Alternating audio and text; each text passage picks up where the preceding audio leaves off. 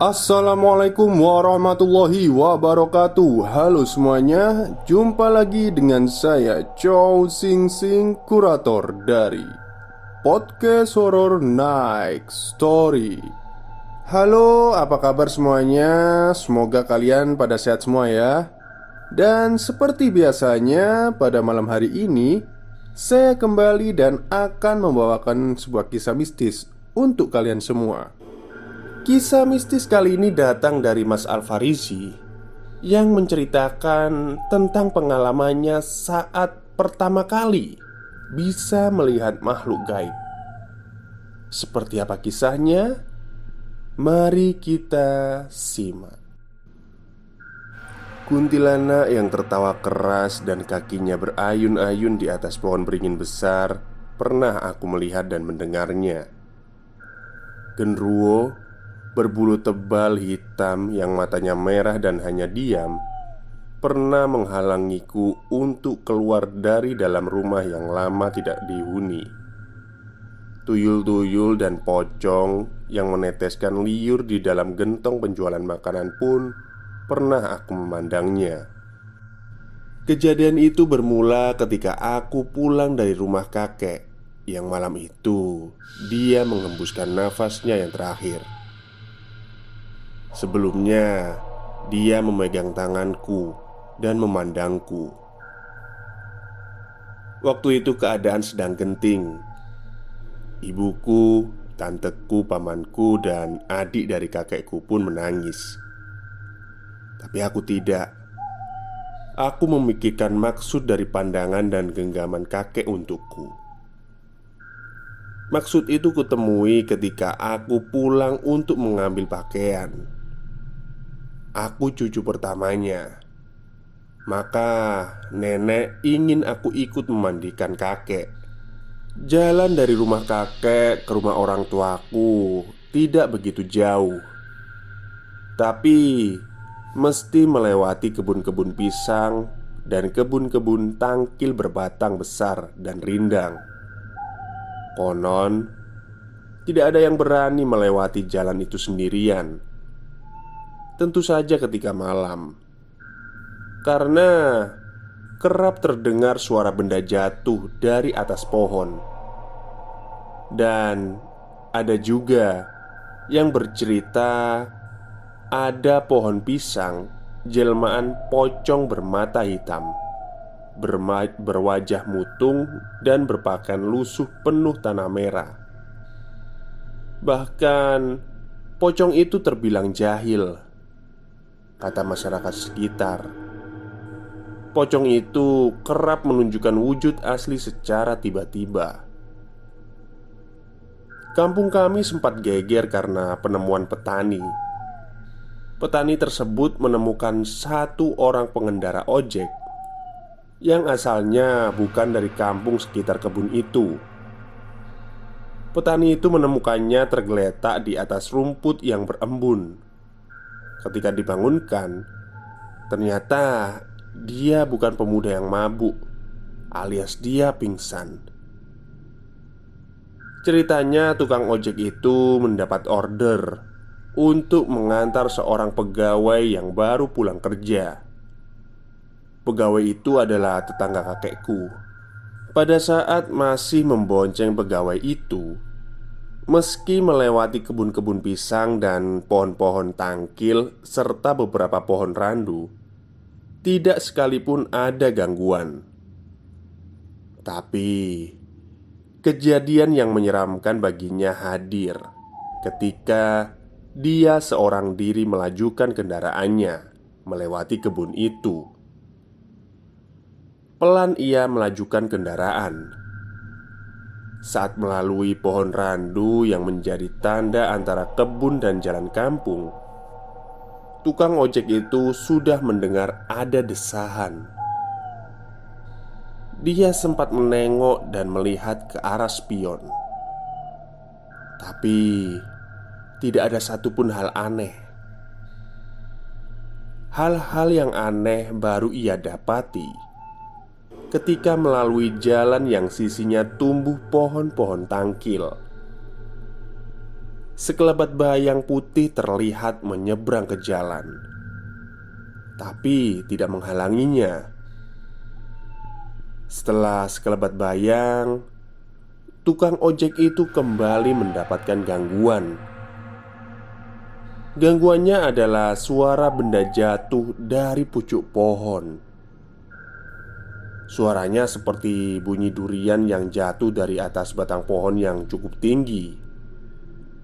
Sontak, tukang ojek itu langsung menancap gas lebih kencang. Namun, ketakutannya meningkat ketika ia keluar dari kebun tangkil. Di depan jalan masuk melewati kebun pisang, pocong berkain kafan putih lusuh melayang dari balik pohon pisang. Motor tukang ojek itu secara tiba-tiba mati dan berhenti mendadak. Dia pun terjatuh, tapi dia hanya memandang ke arah makhluk gaib bermata hitam itu, berwajah gosong dan bertubuh tinggi. Pocong itu terbang ke arahnya, sedangkan si tukang ojek hanya mampu memandang. Tubuhnya kaku, tidak bisa berbuat apapun. Pocong itu semakin terbang mendekatinya. Tepat di hadapannya yang hanya berjarak 10 cm, pocong itu melebarkan tangannya dan membuka mulutnya. Sontak, tukang ojek kaget dan akhirnya pingsan di atas rumput yang berembun. Tiba-tiba saja cerita dari peristiwa itu terngiang ketika aku menyalakan mesin kendaraan. Aku berusia 20 tahun saat itu. Terbiasa pulang pukul 10 hingga 12 malam melalui jalanan yang sepi dan sisinya tumbuh pohon-pohon pisang atau nangka. Tak sekalipun pernah aku melihat keganjilan. Karena itu, aku yakin untuk tetap pulang mengambil baju ganti guna memandikan jenazah kakek. Kupacu motor yang warnanya telah sedikit memudar. Kakek mesti segera dimandikan malam ini juga. Sudah banyak pelayat yang datang dan mendoakannya. Tak elok jika terlalu lama dibiarkan tanpa disucikan. Sampailah diriku di gerbang kebun yang katanya mengerikan. Jujur, baru malam itu aku melalui jalan tersebut. Katanya mengerikan jika sendirian. Memang, jika mengunjungi rumah nenek dan rumah kakek, aku dan ibu selalu datang pada siang atau sore. Suasana pada sore sama sekali tidak menyeramkan. Cerah hijau daun-daun adalah suasana para pejalan atau pengendara. Selain itu, senyum ramah para pengebun kadang kita jumpai. Tapi malam ini sungguh aku tak berani menengok ke spion. Daun-daun yang diam dan pohon-pohon menjumpaiku. Tak satu pun ada penerangan kecuali cahaya bulan yang menjadi penerangan sepanjang jalur. Kebun-kebun tepi jalan itu adalah milik warga. Selain itu, tempat tinggal nenekku memang berada di pinggiran kota, sehingga belum tersentuh pembangunan secara optimal. Hanya jalan saja yang diaspal, sedangkan untuk lampu jalan banyak yang rusak. Terbukti hanya ada tiang-tiang yang berkarat serta lampu yang bohlamnya pecah. Dan itu menambah kesan seram suasana malam ini. Secara tak terduga, aku berhenti mendadak karena melihat sekelebat bayang yang lewat. Kakiku lemas, jantungku berdegup kencang. Tapi aku tidak memiliki keberanian untuk melihat-lihat sekitar, apalagi spion. Aku mencoba kembali melajukan kendaraan. Namun dari arah belakang ada yang memanggil, "Tunggu!" Suara panggilan itu terdengar serak, seperti sepuh. Aku langsung menengok ke arahnya. Ternyata ada seorang kakek berada di belakangku. Kakek itu mengenakan pakaian khas petani, baju kaos partai yang kotor, dan celana dasar yang terdapat tanah merah adalah pakaiannya. Tapi dia tidak membawa peralatan tani seperti cangkul atau arit. "Kau mau ke sana? Tolong antarkan aku. Lelah sekali hari ini bekerja hingga malam. Banyak sekali hama tikus," ujarnya yang langsung duduk di belakangku. Dia sudah begitu, dan aku gak bisa menolak. Kupasrahkan diri ini, meski sungguh aku takut sekali. Tapi terus terang dalam pikiranku, tak sekalipun ada ketakutan bahwa orang yang di belakang itu adalah begal. Karena tak pernah ada kejadian kehilangan motor atau perampasan di kampung maupun jalur tersebut. "Berani sekali melewati jalan ini sendirian?" tanyanya. "Hehehe, iya pak. Ada yang mesti saya lakukan malam ini juga. Bahkan nanti saya harus kembali melalui jalan ini lagi," jawabku. Tak ada terdengar jawaban darinya. Sesekali aku melihat ke spion. Beruntung tidak ada penampakan apapun. Orang itu masih sama seperti yang kulihat dari awal.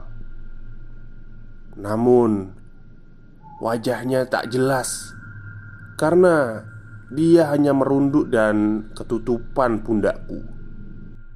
Kejadian ini membuat jantungku berdebar dan mulai mengingat tentang peristiwa tukang ojek yang pingsan di atas rumput. Hal ini aku ingat ketika kami nyaris memasuki kebun-kebun pisang. Secara tak terduga, kakek itu memegang pundakku.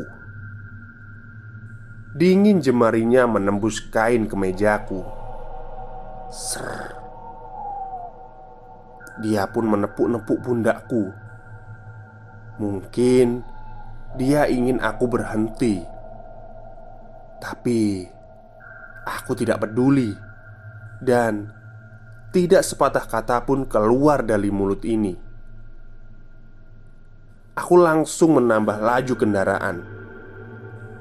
Tapi saat masuk kebun pisang, kendaraanku terasa lebih enteng, seperti tidak sedang membonceng apapun.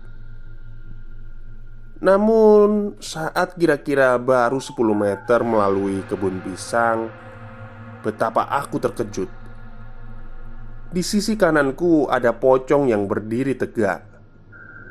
Tinggi pocong itu sungguh lebih dari pohon pisang. Dan pocong itu memandangku. Aku tak tahu dia terbang atau melompat. Ketika melihatnya, dia berdiri di sisi pohon pisang. Aku semakin menambah kecepatan motor.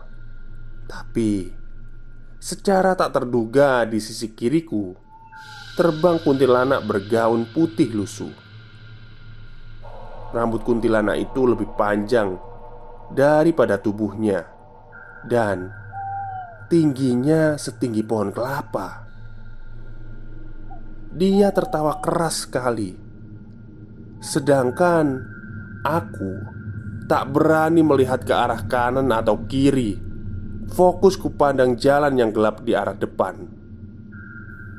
Beruntung jalan itu tidak berpolisi tidur, sehingga walau kendaraanku melaju kencang, tidak ada gangguan.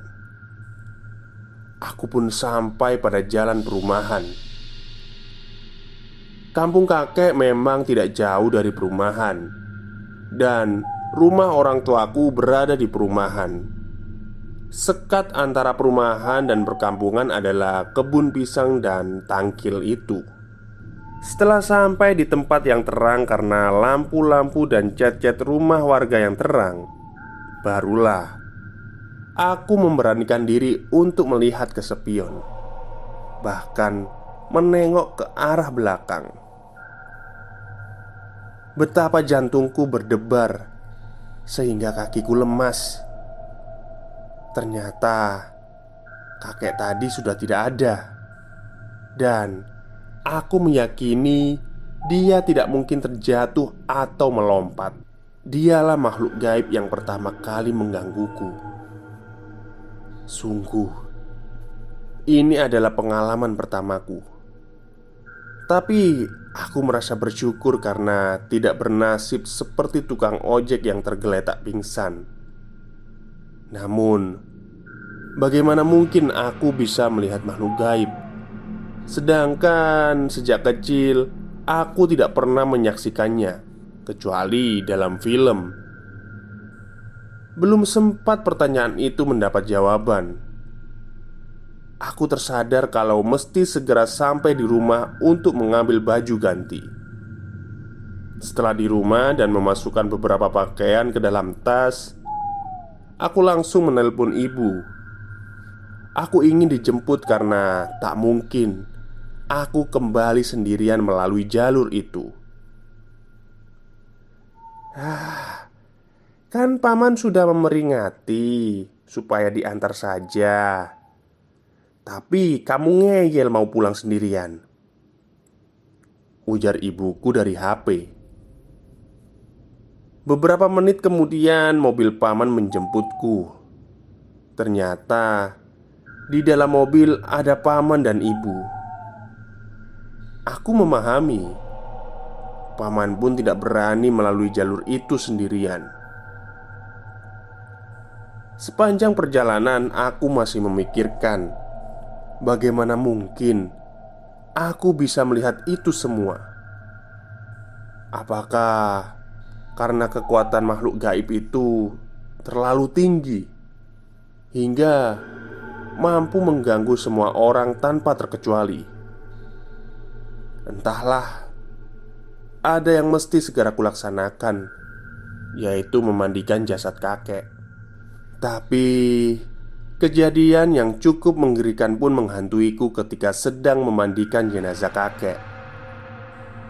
Saat aku memegang tubuh kakek, betapa aku terkejut ketika melihat sosok putih terbang dari pohon cengkeh ke pohon kapu.